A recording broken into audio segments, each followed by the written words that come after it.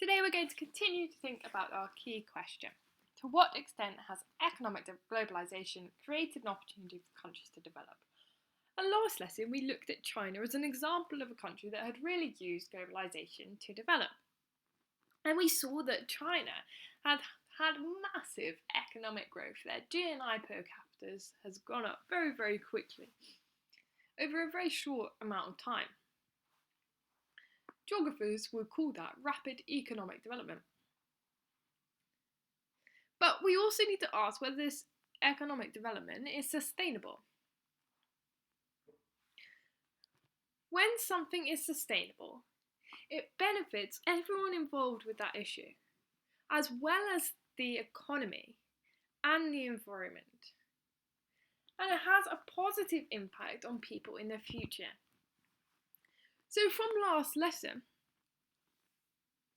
what are the economic benefits of China's increase in manufacturing and attracting FDI from transnational corporations? Pause the video. I just want you to think about that. What are the economic benefits of China attracting FDI?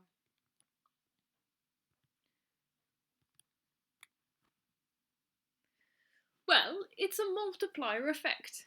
If there is foreign direct investment, for example, a transnational corporation uses a factory in China, there's going to be an increase in employment, which will mean people have higher incomes, so individuals are able to meet their basic needs. They'll also have an increase in spare money that they don't have to spend on their basic needs, that we call disposable income. This will lead to increased spending on other goods and employment in the tertiary sector. Why? Well, if you're going into a shop and buying something, there's got to be someone getting the goods to the shop, driving the lorry, working in the warehouse. There's got to be someone in the shop. So spending on goods like clothes increases employment in the tertiary sector for people who work in services. And that creates a multiplier effect where one positive thing leads back to another positive thing. Those people will then have higher incomes and will be able to meet their basic needs. But is China's development socially sustainable? What is the impact for these people working in the factories? Now, Chinese working conditions have faced a lot of criticism from people in Europe. And one of the people that criticised... This is where your iPhone 6... One of the people that criticised Chinese factories was the BBC. ...comes from. These are the first secret pictures from inside the factories that produce for Apple. An exhausted workforce, people sleeping on their breaks, others falling asleep as they work.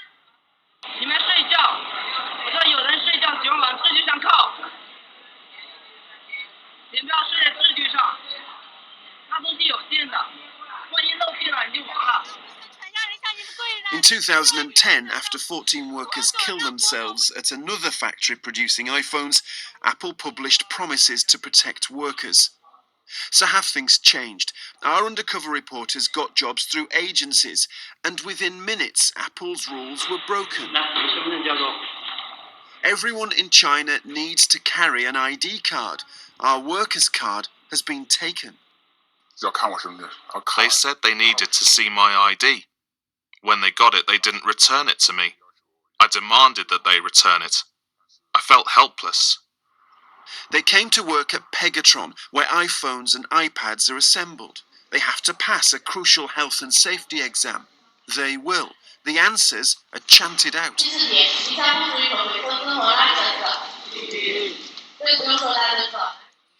And they're offered a choice whether they want to work nights or do work standing up. But there's no choice.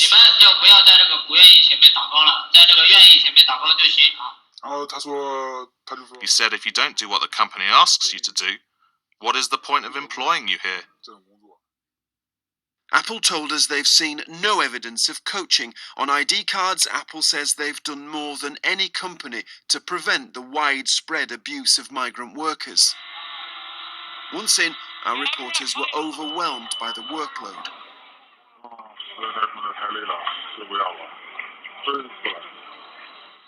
Shifts have overtime built in, so workers regularly do more than 60 hours a week, more than Apple's guidelines. And so workers rested when they could. This iPhone 6 testing area has virtually no one awake. Apple says they'll examine sleeping during production, but napping on breaks is not unusual. Apple has been championing itself as a perfect enterprise, but it is all a facade. I don't think they care about the workers at all. Pegatron, who run the factory, say they are carefully investigating the BBC's claims and will take all necessary actions. Apple say they work with suppliers to prevent excessive overtime and that no other company is doing as much to ensure fair and safe working conditions. What we found were broken promises on the iPhone factory floor. Richard Bilton, BBC News, Shanghai.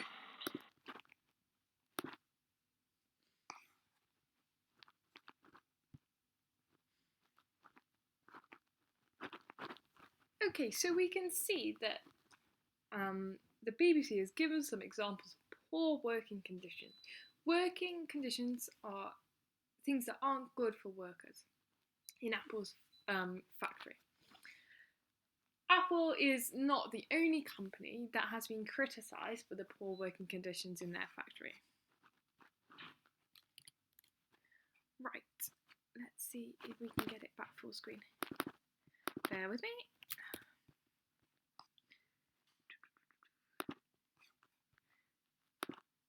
However, there is another side to the story. And not everyone believes that the social impacts of factories in China are very negative. So here's James Fallows, who is an American journalist. Let's just get it full screen and we'll go through his argument.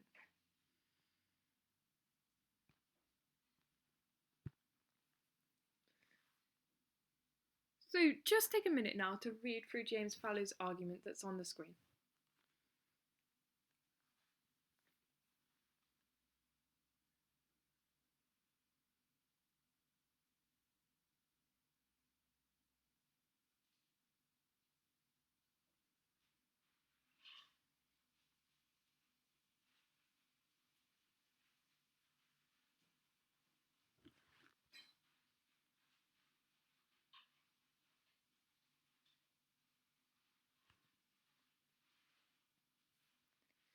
Now, tell your screen why James Fallows is not worried about factories in China.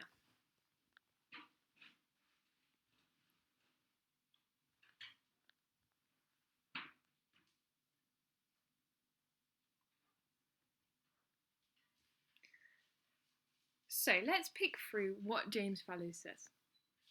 He says that people in Chinese factories perhaps have been mistreated, that means not treated very well, and oppressed. That means where they don't have any control of what they do. He said that some people might be abused, and that means treated really, really badly. But he's not worried about factories in China because he says it was the same in Britain and the USA when they industrialised in the 1800s. So his argument is that in order to become a wealthier country, you have to go through times where people aren't treated very well in order to get to the place where people are treated well and you have a high level of development. He also shows that the wages in factories are much higher than the amount that people would earn if they stayed in rural areas. And therefore, for us looking from a HIC, we might see things that we don't like,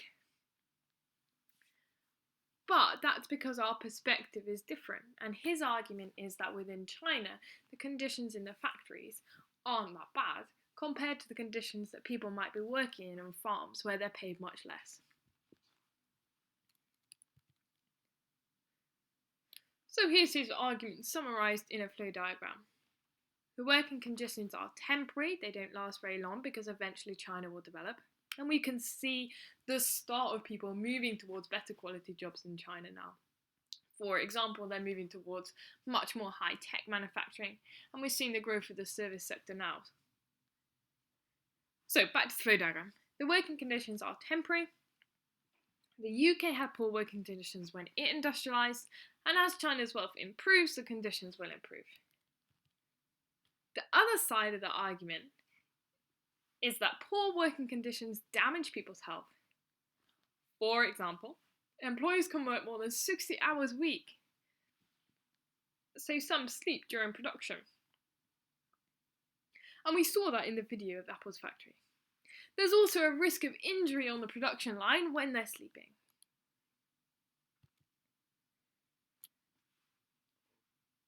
Go down to the description box beneath the video, click on the quiz, answer section 1, only section 1, then leave the quiz open and come back to the video. Pause the video while you do that.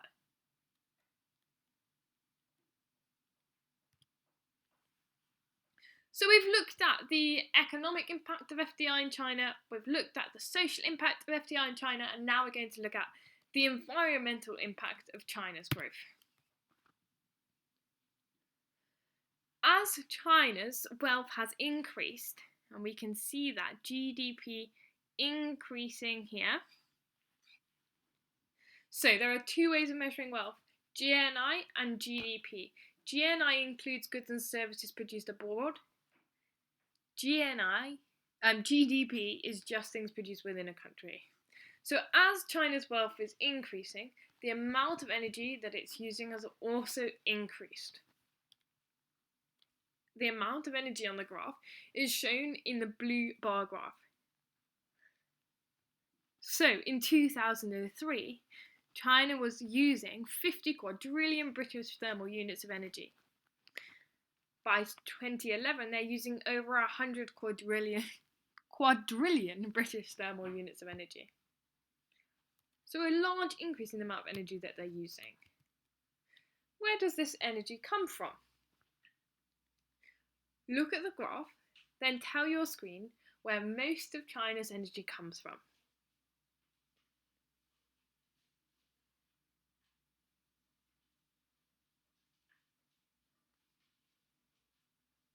Well done if you said coal.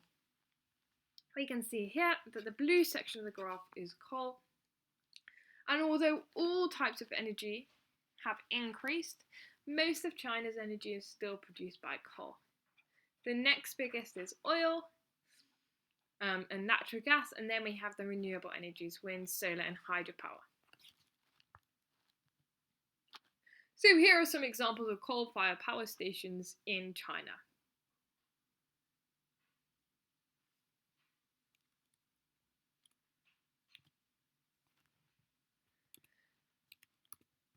Coal-fired power stations produce particulates, and we can see some of the things coming out of the chimneys is water vapor, but some of it is particulates, and particulates are very small particles. And particulates cause air pollution.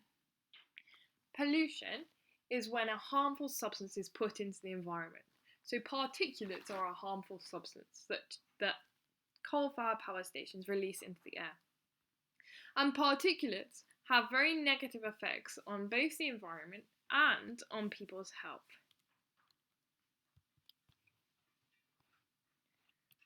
Right, where is it? We're now going to watch a video that outlines air pollution impact on health. So the fact that the environment gets polluted is an environmental issue. However, that environmental issue then turns into a social issue because it affects people's health. Air pollution.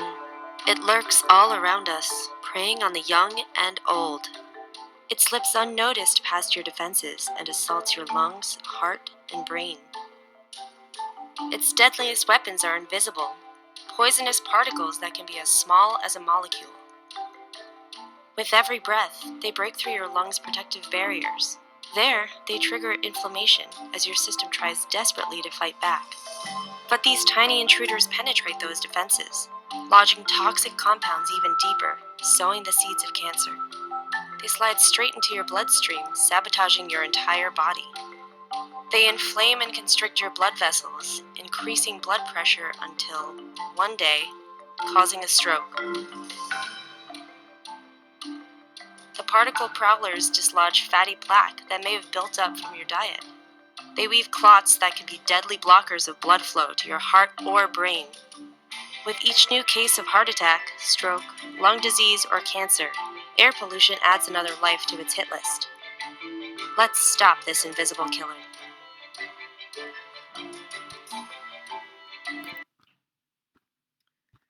Where is it gone?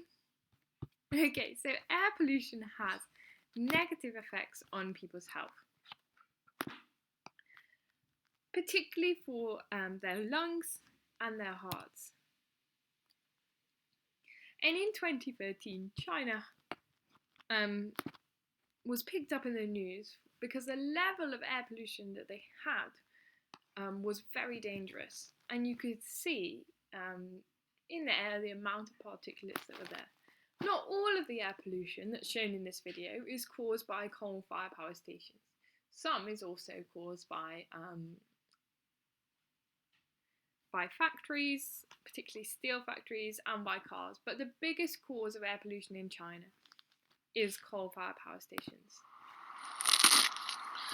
Well, welcome to Shijiazhuang, a city a little less than 300 kilometres from Beijing, and one that over the past month has had the rather unenviable honour of being China's most polluted. In fact, by some measures, it is the most polluted city on the planet over that period. Of course, it is just an extreme example of a problem affecting a huge swathe of northern China at the moment, with a pollution cloud hanging over this country from the Russian border in the far northeast all the way down to the central cities of Chongqing and Chengdu, a sweep of a few thousand kilometres or so. Of course, underneath the cloud live hundreds of millions of people, and they are currently struggling with the impact of this toxic air on their lives and livelihoods. It can be completely dark, as if you're walking in the clouds. The smog impacts my children's health. Coughing is the usual symptom. I've heard some people say that they are considering leaving Shijiazhuang, moving to the south of China. Have you ever thought of doing the same? Of course I want to leave, but I cannot afford to. I live here. The whole city and the whole country is polluted. You have to go abroad. Over the past 30 days, the average air quality level in this city has registered as hazardous on the official scale. Amid mounting public anger across China, the government is pledging to clean up the air and is investing heavily in renewable technology. But there are good reasons for caution and some scepticism. The two main sources for all of this toxic smog are the heavy reliance on coal as the dominant form of power generation and the high and still growing levels of car ownership. And neither of those things look set to change anytime soon.